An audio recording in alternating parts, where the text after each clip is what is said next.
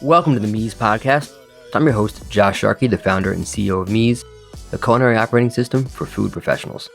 On the show, I'll be interviewing world-class entrepreneurs in the food space that are shifting the paradigm of how we innovate and operate in our industry. Thanks for listening, and I hope you enjoy the show. Yo, they say art mirrors life with every stroke of the pencil. I'm giving you folks a glimpse into my experiences you could trace like a stencil. My guest today is the multi-talented Kiki Aranita. Kiki is a chef and a food writer and the founder of a CPG brand called Poi Dog, which is an offshoot of her former restaurant of the same name in Philly. And she's also a fiber artist, which if you don't know what that is, I also didn't know what it was until I met her, but it's really amazing. And she recreates these packaged food brands like fish sauce and Spam and other really cool products out of yarn and other materials that she finds to repurpose. And the art is so good that it's been on display at Philadelphia International Airport and Showfields and Nordstrom's in New York City. And it's just pretty incredible, the creativity and artistic talent that she has. I was introduced to Kiki by a close friend of mine who said I absolutely need to meet her, and she could not have been more right. I was so impressed with her diverse background of skill sets and her ambition and perseverance and creativity. When Kiki closed her restaurant, Poi Dog, during the pandemic, obviously a publication called to talk about the closure, and she did something that, man, I wish I had thought of. Kiki decided that she wanted to write the article herself in her own words. And it was such a bold thing to do, so much so that she was actually nominated for a James Beard Award for the article. So obviously we talk about this and restaurant closures in general and much more in the episode. So I hope you enjoy as much as I did.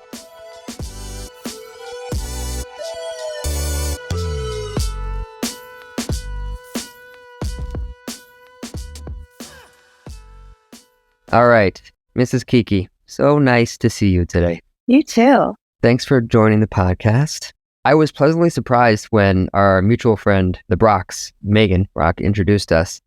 And I didn't know much about you, but when she introduced us, I sort of looked you up a little bit. And then after our last conversation, I left like, holy shit, this is going to be such an incredible conversation because I've never met anybody that's done what you've done, at least the way that you've done. So I want to kick it off just right away. We'll do a little bit of background on you.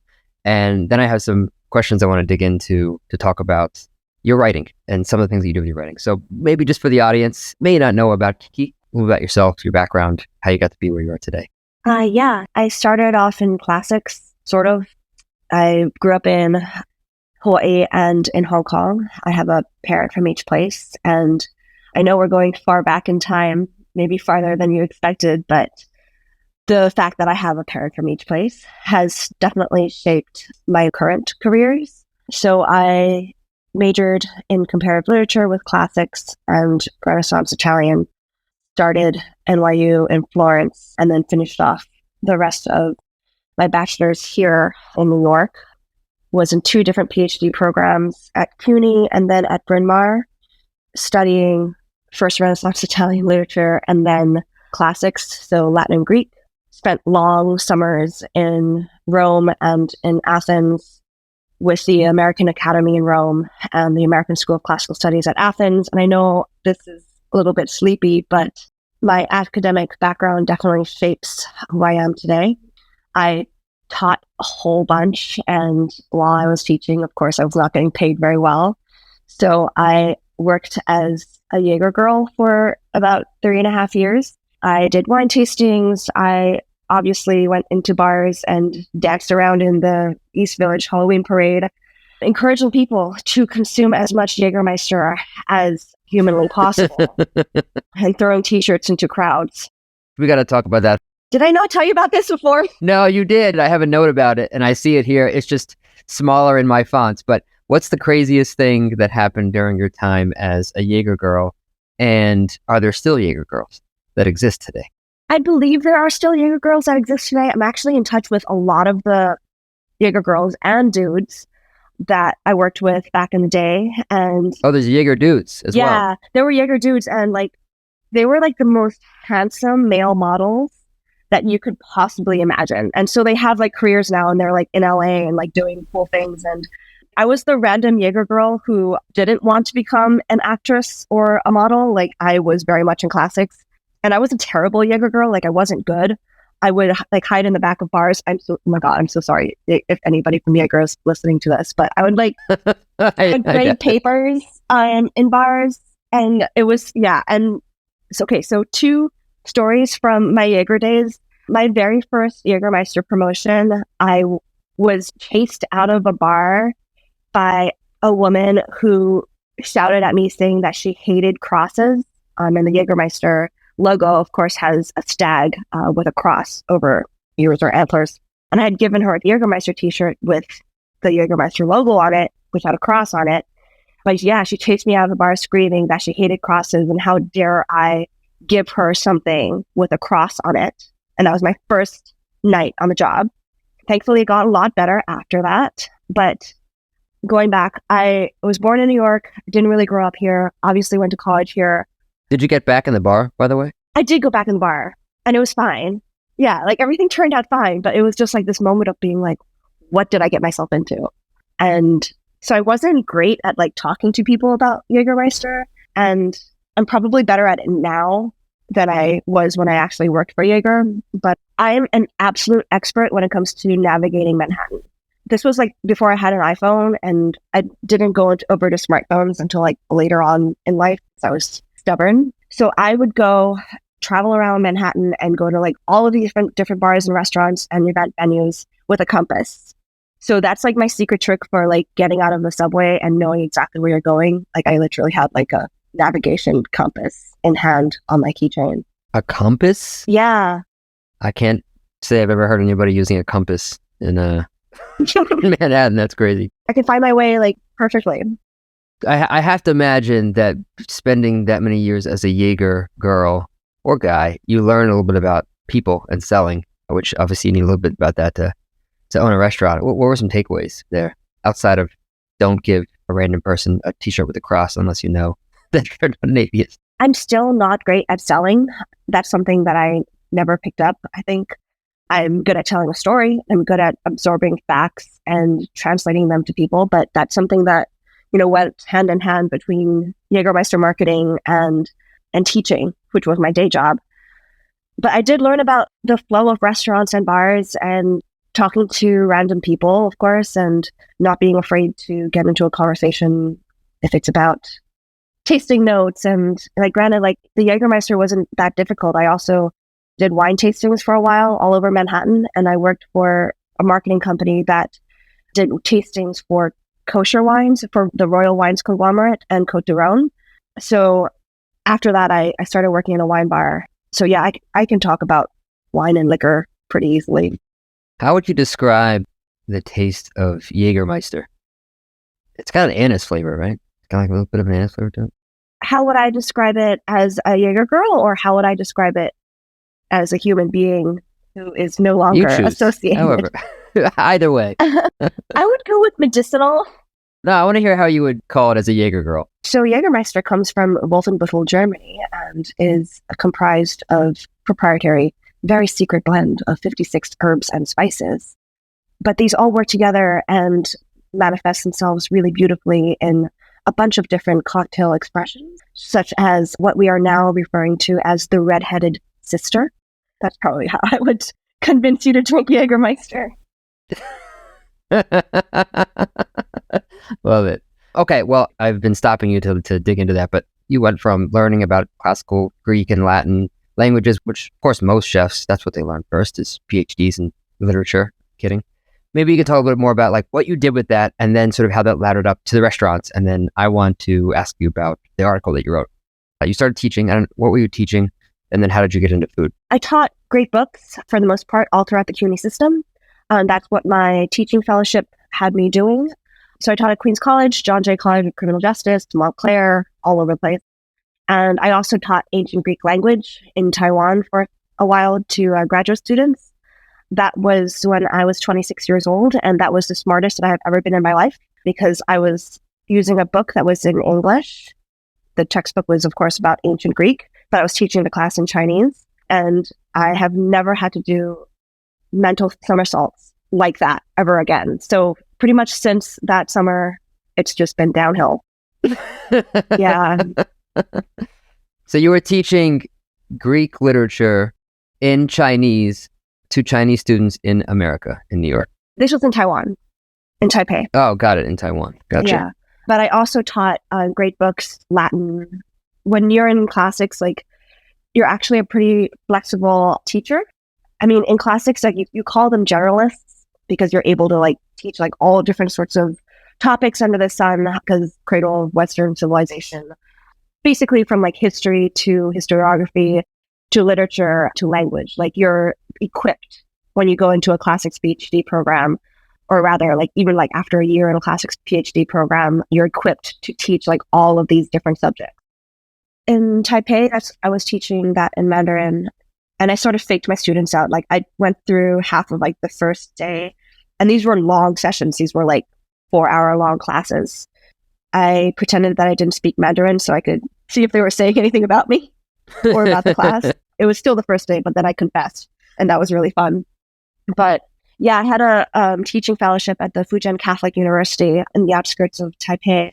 And I was there for, I think, 4 months. I taught there 2 summer semesters. And then it was amazing. And I came back to the States and taught.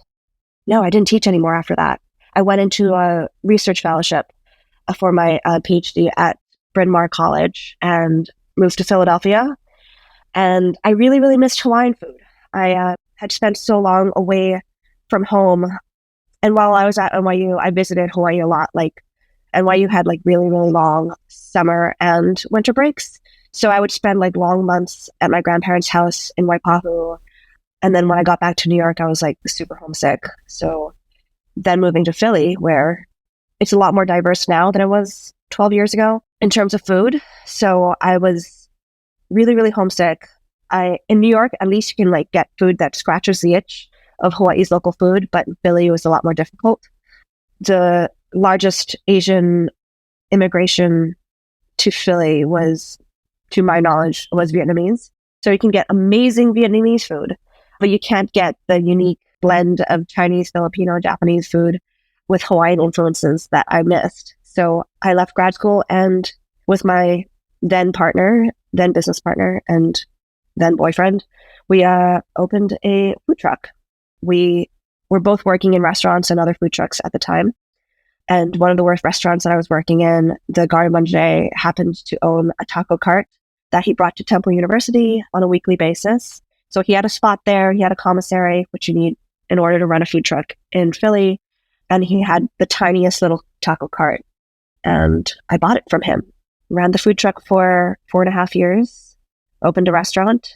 We catered a lot as well. Like, we catered really, really big stuff from the get-go, which I was not equipped for. It's like my previous career, like, there was so much training involved and there was so much learning. But when it came to my culinary career, it was like trial by fire. It was like, okay, cool, you're catering a several 100-person wedding now, even though you have never really worked a very serious cooking job. Right after we opened the restaurant in 2017, one of our biggest events came like 2 months after. So I was still like training the staff and trying to train myself. And we ended up catering for like the NBA. Look, I don't know anything about sports. So it's when they announce that the players are going to be on the different teams. I don't know what that's called, but I've catered for and fed so many athletes at this point. I still don't understand sports. I just understand what they're supposed to eat. Well, if it makes you feel better, I don't really either. Other than if you consider poker a sport. Okay. Or maybe wrestling, but that was a long time The ago. draft. That's it. Oh, the draft. NBA draft. Yeah. So, yes. That I know. When you bought the food truck, in New York, I don't know if it's the same as Philly, it's really, really hard to get a mobile vendor license. It's almost like a black market for it. Is it the same in Philly? Did you buy the license when you bought the truck as part of the deal? What we had was a catering license, and that gave us the ability to participate in temporary special events.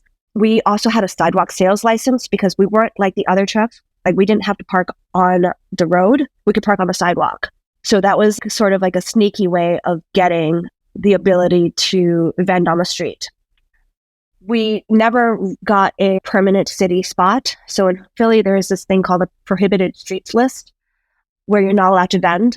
And we realized very quickly that this was going to prevent us from serving our food to a ton of people on the street. So we very quickly got into events so that we were doing like 3-4 events per week. And we also very luckily opened our business when the city of Philadelphia was looking for trucks to vend in high traffic areas. And we got this contract, and it was a 3-year contract.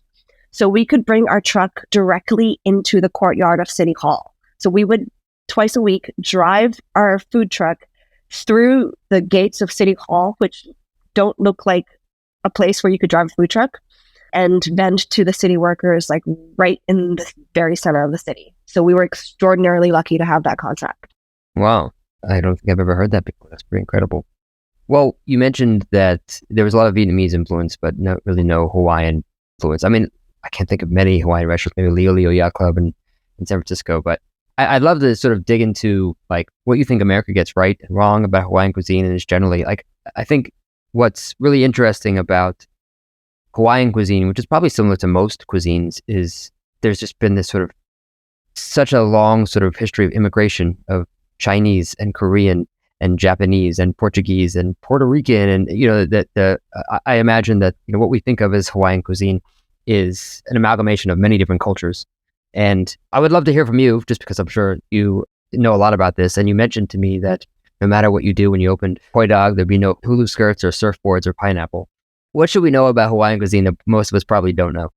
So the reason why there were so many waves of immigrants to Hawaii, basically starting in the late 1800s, was because of the sugarcane plantations. And my great grandparents all worked on the sugarcane plantations. So my family's been in Hawaii for a really, really long time, and many plantation families have. This means that for my family and many others, for 5 generations, people have been intermarrying and like cooking together. When you go to my Hawaii family's Thanksgiving, which I hope in future you will, because everybody's invited, it's sort of like a United Nations of food. And you walk into like a local place like Zippy's or any of like our plate lunch places, and there are influences from all over the world. And this can be puzzling to people. My husband is American and Israeli. And I remember when he first came to my food truck and my restaurant, he was like, why are all these foods together on one menu? Like, haven't you heard of like trimming down your menu? And I'm like, no, like this is a very typical menu that you would find like all over Hawaii. Like, I'm not inventing anything in terms of like the dish names or the cuisines. Like, this is, we really do like eat macaroni salad with everything. And we really do like have like our, the Holy Trinity in Hawaii is a meat on your plate with rice and macaroni salad. That is called a plate lunch. And it is served at all times of day. It doesn't have to be lunchtime. I think we were pigeonholed for a while in Philadelphia because lovely food critics thought that we were only a lunch restaurant, even though we were very much not, because we served this holy trinity of a plate lunch. That is what the dish is called. So there are many, many misconceptions. I think the biggest one that I would hear over and over and over was that like, oh, is everything on the menu sweet?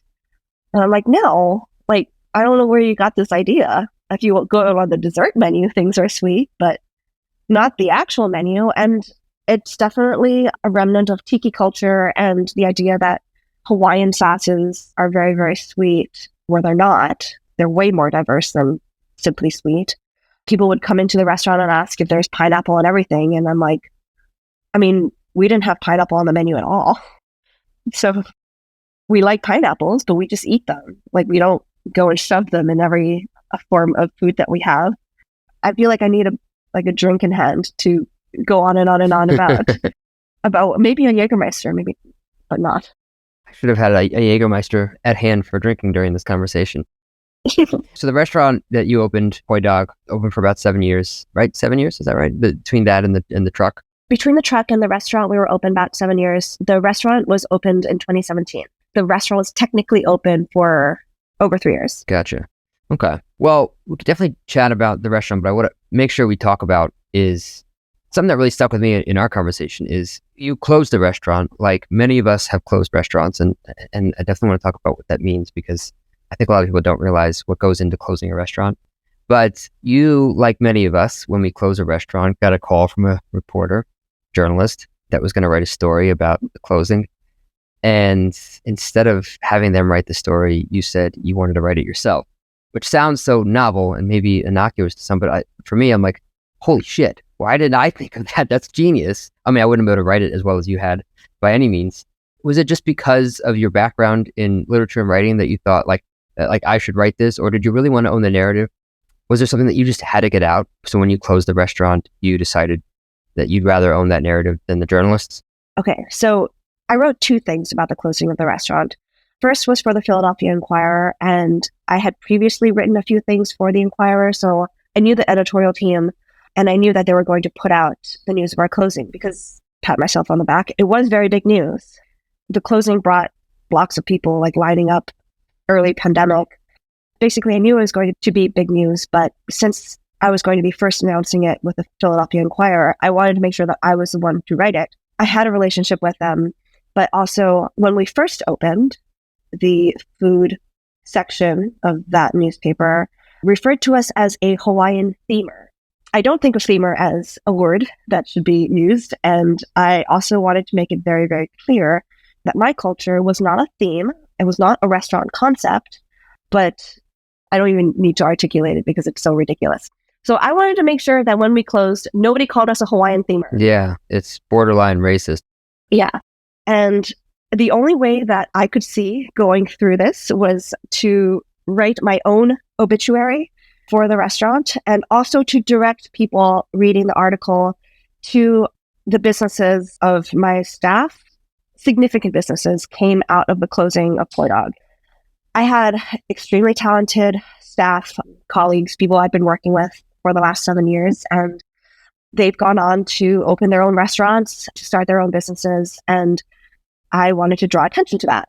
So when we closed, we made the decision that instead of selling our restaurant equipment, we wanted to donate it to people who could use it to start their own ventures.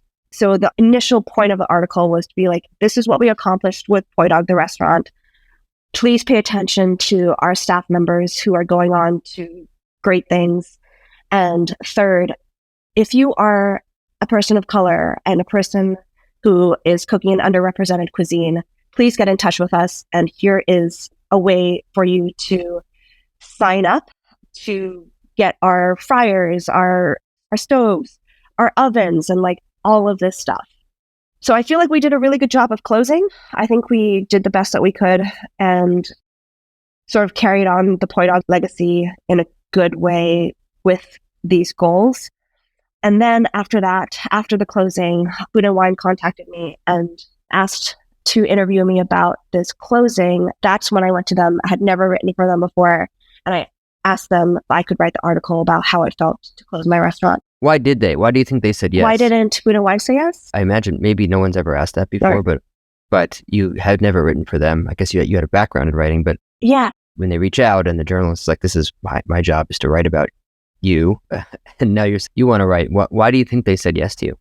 I'm not sure. I mean, I definitely made a case. I was like, hey, I'm a published author in like multiple fields. Can I please write this myself?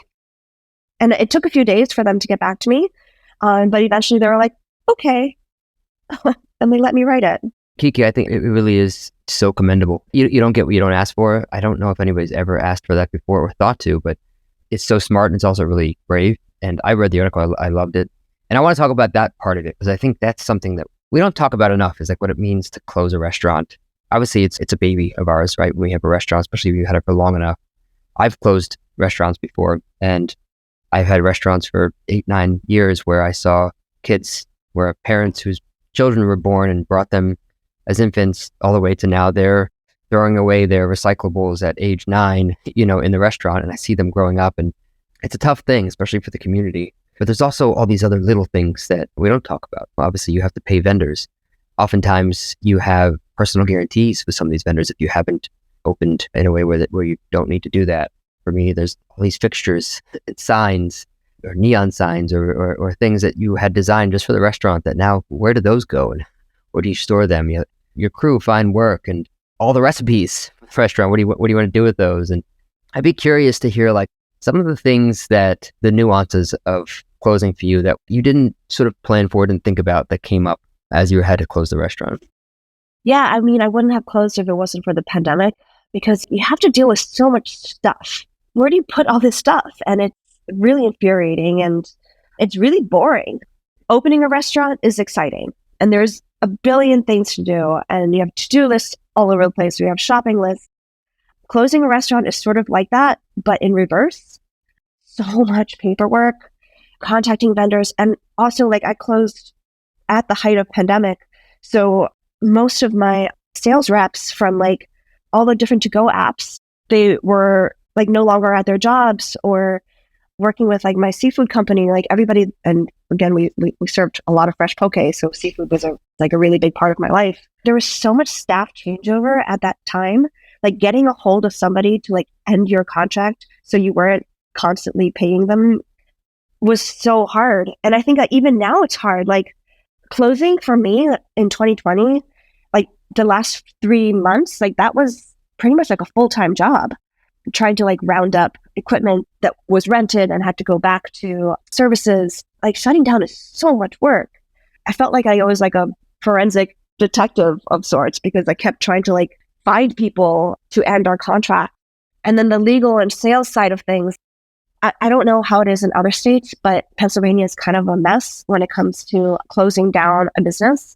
You need to do so much to like shut down an LLC. You have to like, make sure that you are tax compliant. And then sometimes like if you shut down your payroll, they don't transfer your tax information, even though you paid your taxes, to the proper bureaus. And then you have to like find evidence that you paid your taxes. I literally just had to do this a month ago and I closed 3 years ago. Stuff is so slow. Did you have any personal guarantees with any of your vendors? No, I did not. Oh, that's good. With one of my restaurants, I ended up having to pay way more money personally than I would have. I think that's another thing people don't realize is, when you close, there's a hierarchical of just making sure everybody gets paid. You have to make sure your employees get paid and your vendors get paid, and closing out, leases and things like that. It's a mess, and it is so much, organization to do. And it's like this work that you have to do, but you really just want to be done and have closure. So you're right. Sometimes it takes years. What do you think are some things you would maybe have done differently, if anything, about closing? You could do it over again. Like I said, I feel like we did a good job closing. I think I wouldn't have done anything differently, but I would have girded my loins a little bit better for knowing that closing an LLC and getting like the legal and tax side of things wrapped up will take years. I have an amazing bookkeeper who thankfully keeps amazing records that are all stacked in my basement. Thankfully, I have a basement and I have a lot of storage space, and I didn't hang on to a lot of stuff. Like we donated so much. If it's one piece of advice I can give people is like, let go. Anything can be replaced. Don't have to-go containers stacked in your basement. If you don't plan on opening another restaurant soon, like just get rid of the stuff. Like you can get more of it. It'll be fine. It'll make more money. I did the same for quite a while and then gave it away. So you closed, you wrote an incredible article that talked about why and what it meant, and it was a bit of an obituary. And then you started doing a lot more writing. So you're writing now for this Fine Dining Lovers column, right? Can you maybe talk a little about what that is and what it means to you? Yes. We are on hiatus right now because of budget issues. It's funded by San Pellegrino. San Pellegrino, you guys got money? Come on. Well, they also lost a lot of money during the pandemic. I'm so sorry, guys. And knowing the inner workings of a water company has been really, really fascinating, especially like if it pertains to your life in any sort of functional way. Yes, they have lots of money, but there like a lot has happened in the last 3 years. It's just a matter of like coming out budget, which I also understand as a business owner. So I had my own column, currently have maybe my own column with San Pellegrino's Fine Dining Lovers, where I get to write about cool things that I noticed in the food world, which has been such a gift. And I'm so thankful that I had basically free reign to write about trends and like flavor combinations and people who were doing amazing things in the food world all over the world. I got to write about like Indigenous Canadian cuisine. I got to interview David Gilbert about new frontiers in fermenting garum, which of course tied things back to my classics background.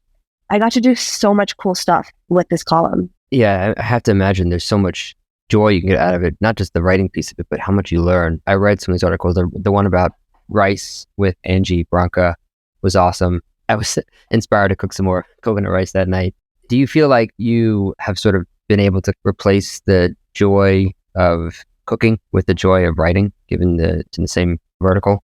I'm very compartmentalized in my life and in my brain, and there are two very different sides of me. Like I have to like decide which day I'm going to be a cook, like which day of the week I'm going to be a cook and which day I'm going to be a writer, and basically turn into a different person depending on the day. I do cook a lot. I had a lot of chef residencies kind of all over the place, and with how Poi Dog, I turned it into a sauce company. I'm still doing a lot of cooking demos. I never really stopped cooking. If anything, I'm cooking more now than I did when I was running the restaurant. Because when I was running the restaurant, like I was in the office doing the paperwork and yelling at people on the phone gently. Yeah, that makes sense. But I'm also like, I didn't tell you this. I took a temporary job as a private chef because Martin Brock is doing it. And I figured like if Martin Brock can do it, I can do it too. It was offered to me. With the same family? No. As Martin's? With an athlete in Philly.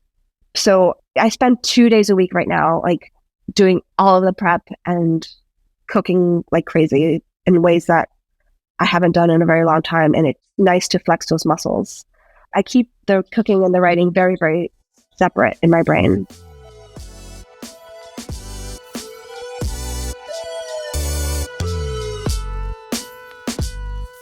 This podcast is brought to you by Mies, the culinary operating system for food professionals. As a chef and restaurant owner for the past 20 years, I was frustrated that the only technology that we had in the kitchen was financial or inventory software. Those are important, but they don't address the actual process of cooking, training, collaboration, and consistent execution. So I decided if it didn't exist, I'd do my best to get it built, so the current and next generation of culinary pros have a digital tool dedicated to their craft. If you're a chef, mixologist, operator, or generally if you manage recipes intended for professional kitchens, Mies is built just for you. Organize, share, prep, and scale your recipes like never before, and get laser-accurate food cost and nutrition analysis faster than you could imagine. Learn more at www.getmies.com.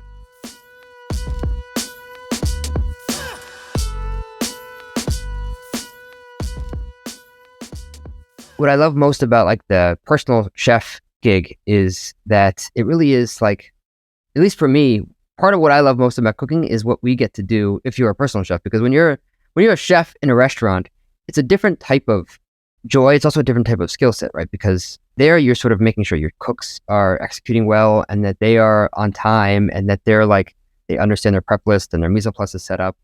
I don't know about you, but that's what I love most about cooking is like knowing I have this long prep list and, you know, organizing the thing and getting my braces on and marinating this and knowing this is going overnight and like tasting this and like going to sleep knowing that there's all these things that are marinating or sitting or braising or sous videing. And that for me, that there's so much like joy out of that. And that's is what I love most about cooking. We don't get to do that as much when we own a restaurant because we have a team that does that, unless it's just you, which is very often not the case. So I feel like the personal chef is a great outlet for that because you get to do all of that, unless you happen to have a team, which, you know, some people do as well.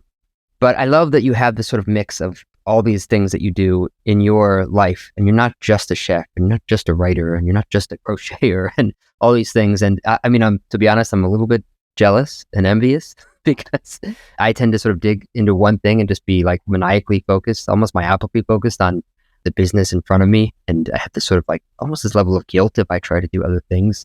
But you inspire me to like, you know, no, we got to find time for those other things. So I want to get into those other things. Can I ask you a question of your clothing though? Yeah, please.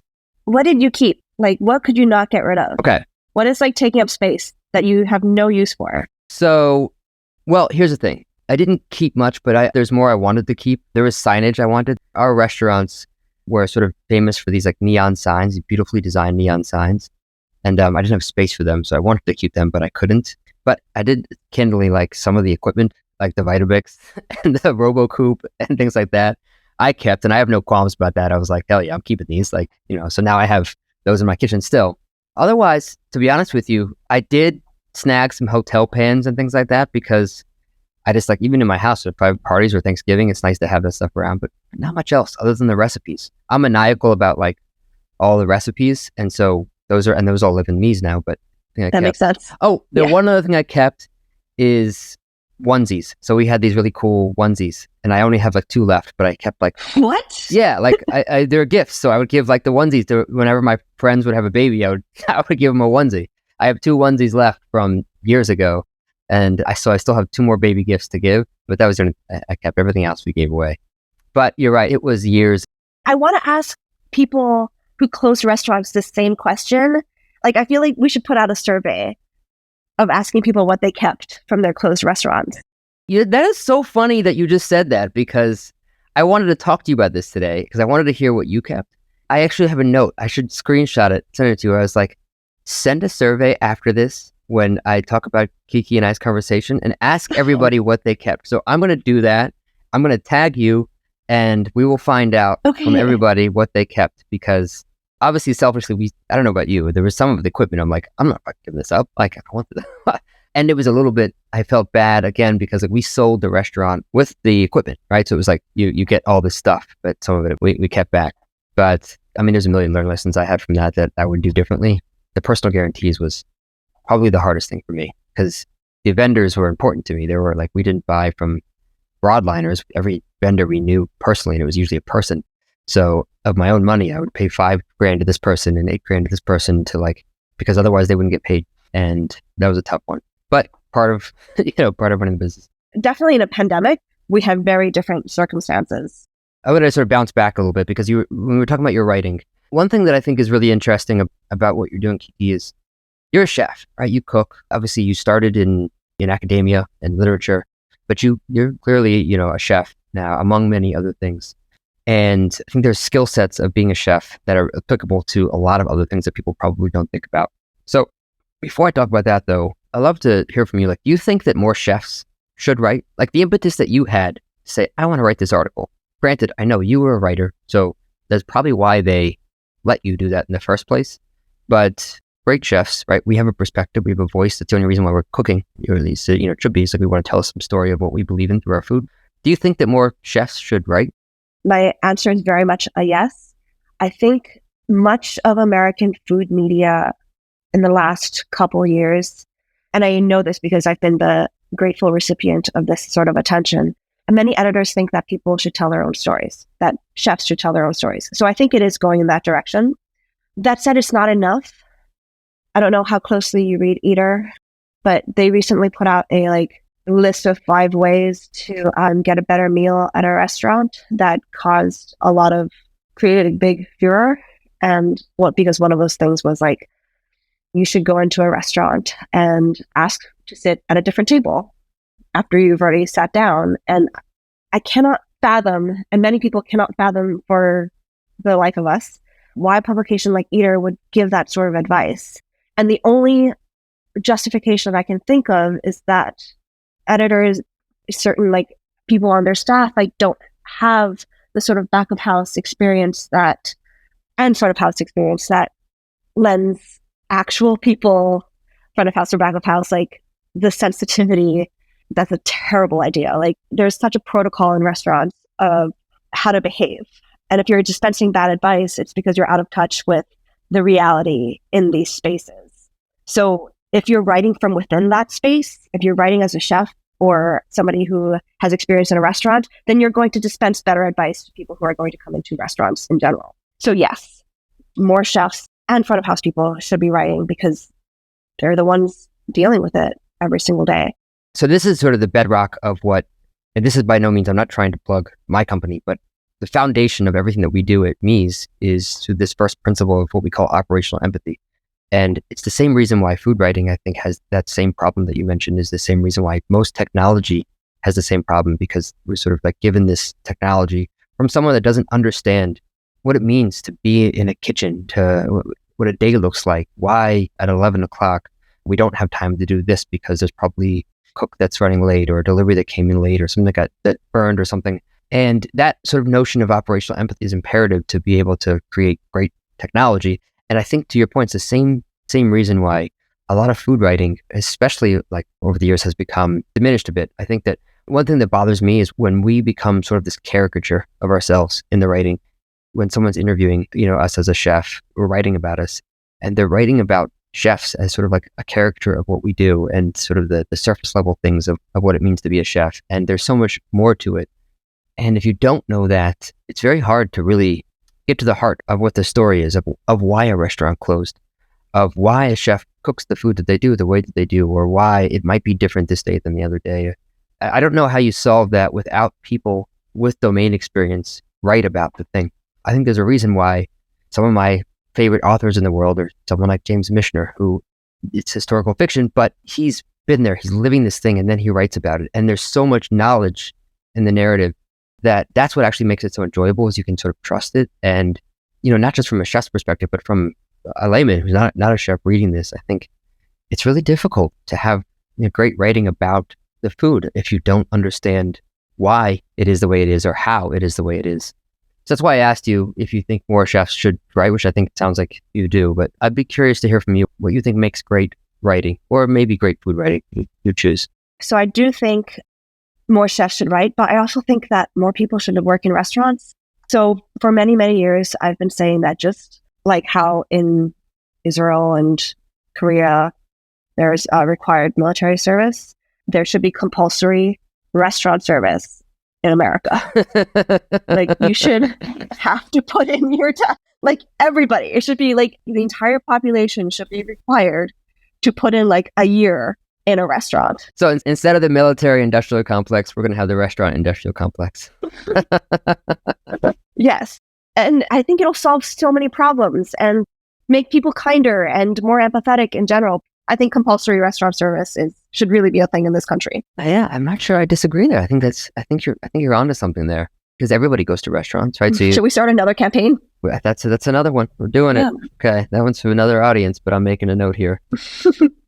Yeah, I think you're right. Also, just going into sitting down at a restaurant and knowing why you might be waiting is important. So, are there any food writers that or just writers in general, like who do you look up to or aspire to or love as it relates to writing?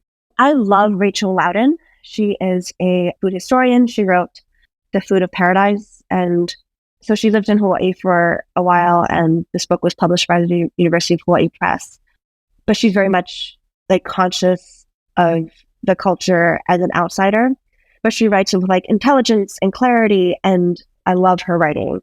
There's so many food writers that I respect and adore. Mahira Rivers is amazing. I have to keep training myself. So I've known Mahira since we were like 13. Mahira is a very, very accomplished food critic.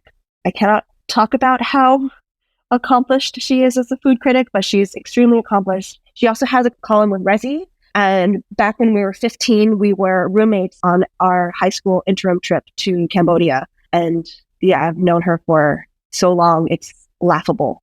She's very, very talented. And she used to do the Hungry City column for the New York Times on Bettina Macalintal. I love her writing as well. She's currently at Eater. I feel like she has a really great finger on the pulse of what's happening in the food world and tying it into popular culture. But yeah, those are the three that come to mind right now. What do you think makes a great writer?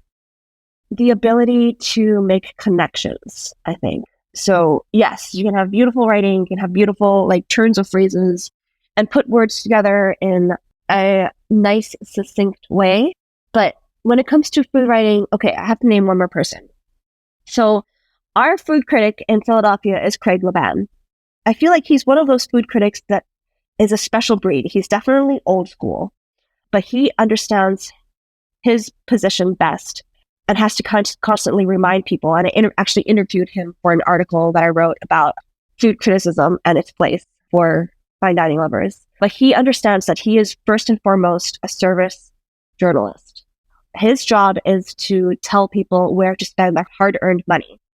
So his job is not to like promote a restaurant or like for marketing or whatever. Like, yes, people use his words and his reviews to market their own restaurants, but he's first and foremost somebody who serves the dining public. And I think that's very important because I think the general public looks at food writing, if they even think about or look at food writing, they don't necessarily know the difference between food criticism, service journalism, and food writing, the sort of food writing that I do. Like, I'm not a critic. I will never walk into a place and write about a bad experience. But both types of writing, I think, are very important. I think like knowing one's role and like tying larger thoughts together into the narrative of food creates amazing food journalism. Every story is a food story. Everybody eats. And I think that food journalism is not niche. Everybody should be reading it. And it's really honestly unfortunate now that so many magazines and publications that produce wonderful food journalism are not budgeted very well at this particular moment in time. Yeah, I have to agree with you. I actually do think that empathy is one of the most important aspects of being a great writer in general, and especially when it comes to food, and being humble. And to your point, I think maybe the most important thing, at least as a food critic, is writing in service of the guest instead of in service of yourself as the writer. I think too often there's like these pontifications and sort of over narrations of a dish. And let's be honest, most of them, they're not chefs. We should value their opinion if they're eating a lot of food, because there's also an importance to have eaten and a lot of food and to have a good sense of taste. I think that's really important, to be an arbiter of taste. But the greatest critics are in service of the guest and not the writing that they're doing. And that probably is one of the biggest sort of dividers that you see. To your point about the Eater article, that plays into sort of the empathy, right? Is the most successful ventures of anything, in my opinion, are things that are mutually beneficial to all parties involved, right? So if you have a marketplace, obviously you want the buyers to be getting value and the sellers getting value. And if you're a food critic, right, you want the restaurant to be getting value and you want the guest to be getting value. And then of course you want, the newspaper or the journal that whoever you're writing for to get value. And all three of those have to work, right? It can't just be that the guest and the publication are getting value, and it can't just be that the restaurant's getting value, which also sometimes that happens, right? Where they're sort of writing more in support of the restaurant than the guest. And that's when it works really well, I think, when all three of them are serviced well, because the restaurant should be getting value out of that article because they should learn. It's a chance for them to learn. Hopefully this is a critic that's eaten there many times, because you can't just eat a dish once. You can't have one experience because you could have an off night, we all know. But if someone's eaten there 10 times and then they write about it, and they write in service of the guest and the restaurant, then you do get value of it. It might not be a great review, but you'll learn and you can get better.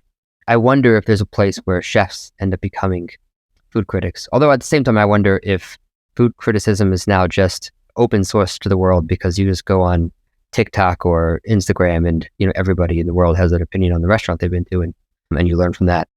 Yeah, it's important to not just have good writers, but also to have good readers, to understand where that writer might be coming from and why they might be saying the things that they're saying. But it also sounds like what you're saying is, whether you're a chef writer or a critic or a reader, you need to set aside your ego in order to produce the best quality work. Yeah, I definitely believe that. Well, we've been on this for a while. I want to make sure we talk about Poi Dog, the CPG brand, and I also want to make sure that we talk about your crocheting, which we have some work that you and I have to do on that as well. But let's talk about the CPG brands for a minute. Why did you launch that brand, and how's it going, and what's next? And I have, by the way, you sent me some sauces. They're awesome. And I'd love to hear more about why you started that and what people should know about the brand. So cooking in a restaurant and at a food truck, I wanted everybody to come and taste food the way that I intended for them to taste it. I constantly referred to us as a mobile gathering place. And then once we were in a brick and mortar, a gathering place for people who missed and loved Hawaii and wanted a piece of it in their lives on the mainland. We drew a lot of different people who loved Hawaii in different ways, whether they had lived there, have family there, or honeymooned there. We valued all of those experiences and wanted to give them a little taste of that. So we were confined by geography, but my sauces are not. My goal for the sauces is to have people create new memories and new dishes with them the way that they want them to taste. So I just want to be a part of that process. And it's been really fascinating. Somebody sent me their home recipe for Bloody Marys that use the guava katsu as a base. And I thought that was so brilliant and something I never would have thought of myself. There's a flexibility to them, and I want them to spur creativity rather than have other people just taste my creations. They can also travel. They can be shipped all over the country. And I wanted them to be found on retail shelves of places that reminded me of Poi Dog and like neighborhood gems, places that you stumble upon and discover new flavors. Like I wanted people to have that experience all over the country, to stumble into a little shop and find my sauces. That's honestly what I want. But I started it because I had an event in September of 2020 after the restaurant closed that required me to make chili pepper water for my dish. And I made a lot of chili pepper water. And it was at this event that my friends Ori and Ethan from Burlap and Barrel were also cooking. And I was very much in grief mode at this point after closing Poi Dog. And they said that they tasted the sauce and they're like, hey, this is great. You should bottle it. I'm like, wait, what? And they were like, yeah, you should bottle it. You should get into CPG and we'll tell you how to do it. So after that, they linked me with many, many different people, like co-packers, people in their orbit, who most of whom gave me like great advice or told me that I'm not doing 500 gallons at once, so they can't help me, but here are ways to like get to that point. So yeah, honestly, it was Burlap and Barrel's idea and I went with it. That's awesome. Well, thanks, Ori and Ethan. We just had them on the podcast last week, actually. They're great guys. Yeah, they're wonderful. Anything surprising that you've learned now about launching a CPG brand that you didn't know? I mean, sure, there's a million things you didn't know, but the most surprising? Oh, so many things. Like, I don't even know where to start. First of all, it's a totally different style of cooking. You can adjust things when you're cooking on a line. You can fix things. You can be nimble. You can't be nimble when it comes to something that's going to be bottled and shelf stable for 2 years. So the recipe has to be perfect. And then when you scale up, things are going to be different. And when you scale up more, things are going to taste even more different.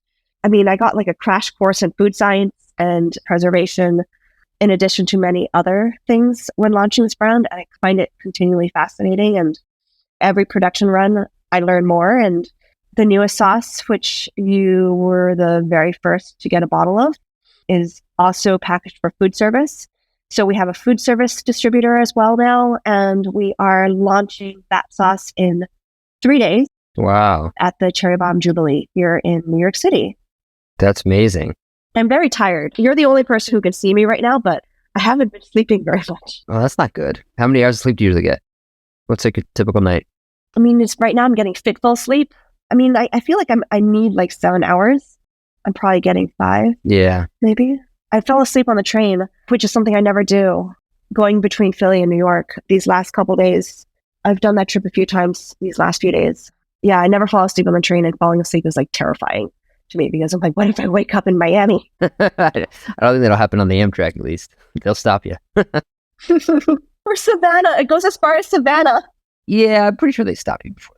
Told me a couple times. Honestly, like the sleep is the toughest thing for me now because I used to not sleep very much, but it was okay. For 15 plus years, I slept 5 hours a night and I was fine. And now I'm 40, almost 42. If I get 5 hours of sleep, I'm struggling that day. And I have 2 kids. And it's funny, I do this sort of daily journaling. And one of the things that I built this sort of app for myself. One of the prompts is just asking me like what I'm stressed about or what I'm worried about. And I just looked at the last like 3-4 weeks and it's always just how do I find a better schedule for sleep because I want to get up and work out in the morning before my kids get up. And it's tough. And we definitely like undervalue sleep. I hope you get some soon. Yeah. And like my body hurt. I also did a pop-up and cooked. So our most famous dish at the restaurant, what we were known for was the mochi nori fried chicken. And I had resisted making it for 3 whole years. And then I did a pop-up at my friend's restaurant in Philly where we served it for the first time since we closed the restaurant in March 2020 for the first round of shutdowns for the pandemic. So I hadn't made this dish in so long and like I was like overthinking it. Yeah. So you said mochi nori fried chicken. I'm trying to like picture for myself how maybe the nori is dried and part of the spice mix or something. How does that come together? Can you tell me about that dish? All right. Do you know what mochiko chicken is?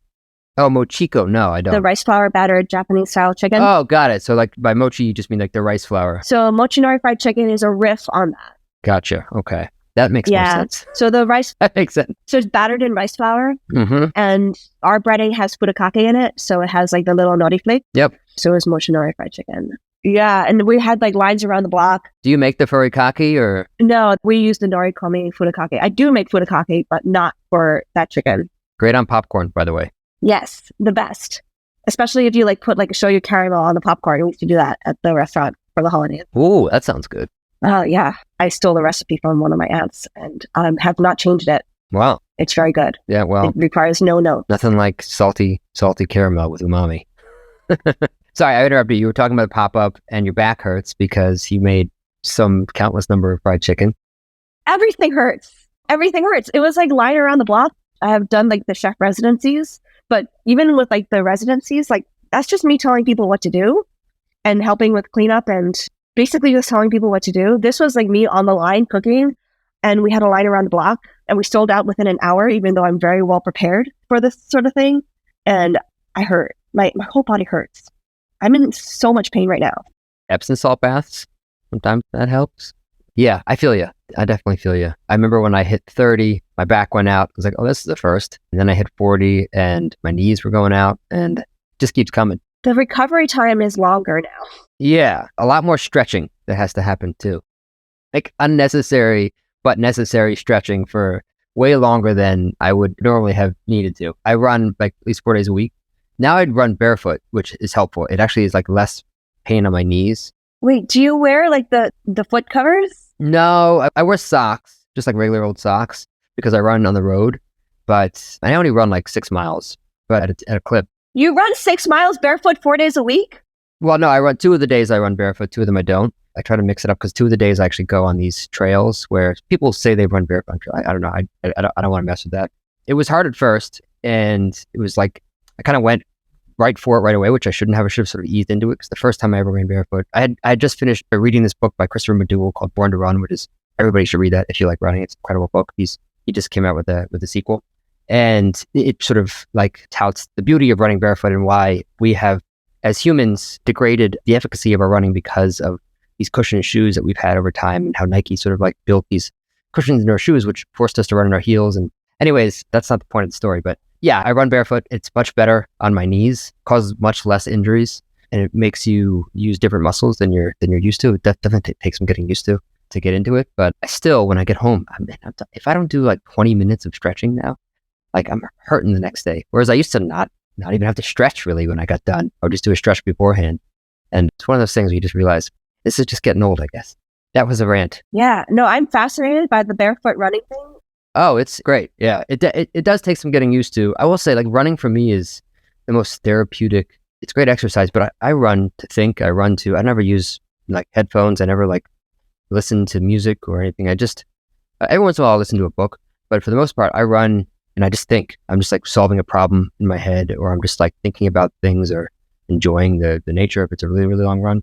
But for me, like, there's no better way for me to get my thoughts out than running. The barefoot thing started maybe a few months ago, and that was tough because it was hard to think during that time because you're so focused on your form. Now it's a little bit more natural, but I would recommend trying it out if you like running. It definitely helps with form and improving your form. I hate running. Oh, well. I do it. I mean, I don't enjoy it, but I do it. Well, that's good. I like swimming. So, little known fact. Actually, this is not a little known fact for anybody that knows me, but I do not know how to swim. I mean, I can swim from A to B, but if you drop me in the middle of a lake, I will sink like there's no tomorrow. Which What? I need to learn because I have 2 kids, and I don't know. I just never really like got it. Yeah, that's dangerous. I know. Dude. I know. It's like now I feel like I'm just too old to learn, but I'm probably not, and I probably should because I got to make sure I can save my kids if I need to. I feel like if I needed to, I would. Because again, I can swim from A to B. I just can't tread water. I don't know why, but I bet I would love swimming. You got to do it. It's a safety thing. Like you never know. Like or sorry, a girl from Hawaii. I'm like, what? I know. Believe me, I know. And I live from the Hudson River, and although I guess you don't really swim in the Hudson. Oh my God. Enough about me. Let's talk about crocheting because this is fucking wild. You know, you have this installation at Philadelphia International Airport, and you do. I'm gonna just try to bastardize this a little bit, or not bastardize it, but you crochet these basically like branded food, among other things. But how did you get into it? Why do you do it? Also, I noticed you have squid fish sauce. Why'd you choose that one? How come not red boat or shark or? I could do red boat. I didn't grow up crocheting. I grew up sewing, and I can do like basic knitting, but I never really connected with it. So when I was running the restaurant and my life was really, really stressful, crochet was my outlet, but I would mostly make like dog sweaters. And then during pandemic, I started crocheting bunnies, but they were like sort of self-portrait bunnies. It was very dark. Like I was in a bad mental place, like crocheting these bunnies. So they would have like carrots impaled through their heads. I did what I called bundusa, the testa di bundusa. So it was a riff on the testa di medusa. So it was a decapitated bunny with like, I painted like blood splatters like coming out off of like the decapitated bunny head. And instead of serpents coming out of their head, it was like serpentine carrots. Then I did like I call it the bun theogony. So like Hesiod's theogony was like basically a compendium of all the different Greek gods and goddesses. So I crocheted a blind bunny, like Tiresias being like with like two snakes like in wrap circling its body. I basically did like all of the Greek myths in bunny form with a lot of, like I said, it was very dark. So it was like a lot of like them being impaled with carrots crocheted from yarn. It sounds really stupid when I say it. It makes sense. Your background in Greek and Latin literature, that you're doing crochets of Caravaggio or Medusa or something like that. But I really have to ask is, how do you get them to look like what you want them to look like when you're crocheting? I know nothing about crocheting, but do you have to like do a template? You like draw it first, or like how do you do that? No. So I don't read a pattern. I don't know actually how to read a crochet pattern at all. Like I never taught myself. I do everything freehand, and I do everything with scrap yarn. You know, I'm on a mission to save the world from microplastics, I guess.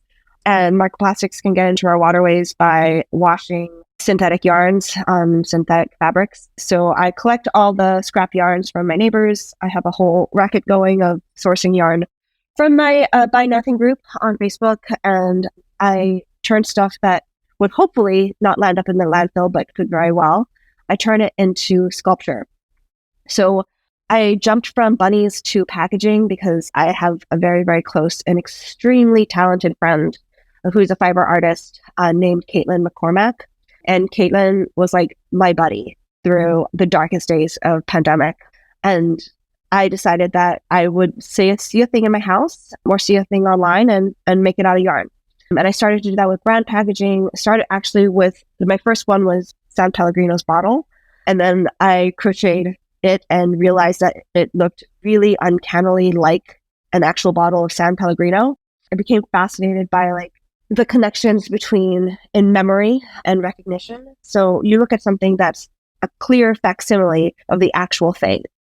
It's made out of yarn, and yet you still recognize it as a piece of packaging because you know you're so familiar with this type of packaging that you see like, you know, conglomeration of colors that are similar, and you're like, oh, okay, I know what that is. So I'm fascinated by like the short connectors between familiarity and recognition when it comes to sculpture and brand packaging reality.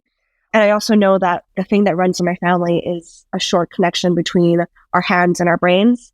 So it's a quality that I'm very grateful to have inherited from my dad's side of the family, where if we decide we want to make something, we can just make it. There's no like design process. It's just like, give me some materials and my hands can make it for you, and it will make it exactly the way that I intended it to be. So my practice in terms of fiber sculpture is about these short connections, the short connection between my hands and my brain, and the short connections between recognition and memory. So I started crocheting stuff. I started crocheting the things that I missed. We're all familiar with the dearth of stock in grocery stores during the pandemic and supply chain issues. So I started crocheting the snacks that I missed in Hong Kong that I couldn't get my hands on, things that are really, really iconic in my life. And I started a series that was like somebody else's childhood, because I started gathering like iconic packaging from the childhoods of my friends. Of course, you know, my husband. So I crocheted him a bag of bamba, Israeli peanut snack. I started crocheting the bag of bamba when I was hanging out with Ethan and Ori from Burlap and Barrel in the Poconos while we were talking about starting Poi Dog sauces. So all these things like came together at once. They were like, what the hell are you doing crocheting this orange bag of bamba? And then it started to actually look like bamba. And like towards the end of our time in the Poconos, I started crocheting the little bambas and like seeing their faces like start to recognize bamba, like I'll never forget the looks on their faces as it was like materializing. Stuff was we're having a conversation right now, so people can't see these things. KikiAranita.com/fiber/art. If anybody, you should look at this while you're listening because it's baffling how you do. I have no idea how you do this yet. I'm looking at these crochets that look exactly like a bottle of fish sauce or a bag of bamba or Spam or something. I'm like, I just can't wrap my head around how you manifest this from yarn. It doesn't sound like something that's easily teachable. It sounds like it's something that comes from, just from your genes, but everybody should go check it out. And on that note, we talked about doing I definitely want to do the Mies Whiz that we talked about with our logo and Cheese Whiz, because that sounds like a really fun gift to give to people. So I have a note for myself to remember to commission you for that after this. I have 2 shows coming up here in New York. I'm going to be part of a group show. Oh, cool. Where? At Bobble House on the Lower East Side. It's like a gallery/retail store. And I'm also planning an installation with Showfields and at their NoHo location. Nice. All right. Well, I'll have to get that information from people, put it in the show notes. When is that? The Bobble House one is going to be June and July, and Showfields, I owe them so much information that I am going to get to them at the end of this call. But they want me to crochet something enormous. I hope they give me some time. Very cool. I'm going to try to make it there. Well, we're wrapping up here. So before we get going, is there anything else that you want to tell the audience of food folks or your friends or colleagues or anything that we didn't talk about that you want to make sure you tell the world? I just started working with Hone, the talent agency that was born from Whetstone Media. They have an excellent magazine. And I'm not just excited to work with the people behind Hone, but the roster that they're about to announce in the coming weeks is absolutely incredible. For me to be considered like alongside these people who I can't tell you who they are yet with so much talent, I'm sort of flabbergasted. And that's something definitely that you should keep your eyes on because they're doing something really unique and new in the food media space. I saw Reem, a Seal post about it. She's involved, I guess. She's on the roster too. What is Hone doing? Is it talent representation for chefs? Or? Yes, people in food. Food media is such a huge category. Like, there's a new food show on Netflix, like whenever you open the app. So this is like harnessing the talents of and representing a small group of chefs to further our opportunities in food media. I love that. That's awesome. Well, we'll see if we can support them in some way as well. It sounds, I love that they're doing that. Miss Kiki, this was awesome. Thank you. And we got to meet in person at some point because we haven't. But this was really fun. So thank you. Thank you. I love this.